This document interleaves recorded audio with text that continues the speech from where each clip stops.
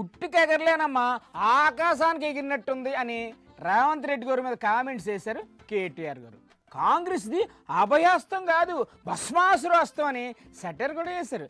నమస్తే సార్. ముఖ్యమంత్రి రేవంత్ రెడ్డి గారేమో ఇవాళ రోమ్ నగరం తగలబడుతుంటే నీరో చక్రవర్తి ఎవరో ఫిడేల్ వాయించుకుంటూ కూర్చున్నాడంట. ఏంటి సార్ మీరు ఆయన ఏడు చేసిన నీరో చక్రవర్తి రోము రోమను అని తగులుకుంటారు.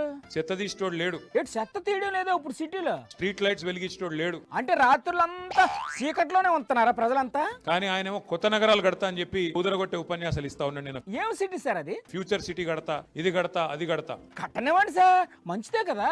ఉన్న నగరాన్ని ఏమో ఉద్ధరించే పరిస్థితి లేదు, కానీ కొత్త నగరాన్ని కడతానని చెప్పి ఇవాళ పోజులు కొడతా ఉన్నారు. అయినా ఆయన ఏం చేసినా మీకు నచ్చట్లేదు సార్.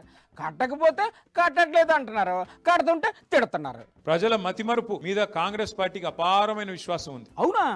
ఎందుకు వచ్చింది సార్ అంత నమ్మకం? వాళ్ళు ఏమనుకుంటున్నారంటే మేము ఎన్నికల ముందు చెప్పినవన్నీ ప్రజలు మర్చిపోయారు. మరి నిజంగా ప్రజలు మర్చిపోయారంటారా? ఎన్ని మాటలు చెప్పారో కాంగ్రెస్ వాళ్ళు మర్చిపోయారు, కానీ ప్రజలు మర్చిపోలేదు. అది నిజమే. మమ్మల్ని గెలిపించండి, మాది అభయహస్తం అన్నారు.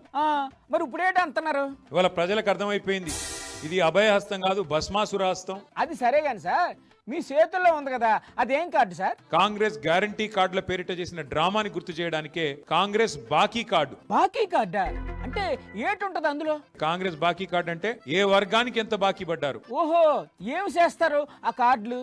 ఈ కాంగ్రెస్ బాకీ కార్డుని మనం ఇంటింటికి తీసుకపోతే ఇదే కాంగ్రెస్ పాలిట బ్రహ్మాస్త్రం అవుతుంది. మీరు ఎన్ని బాకీ కార్డులు పంచినా, ఎన్ని విజిటింగ్ కార్డులు పంచినా గెలుపు మాదే అంటున్నారు వాళ్ళు.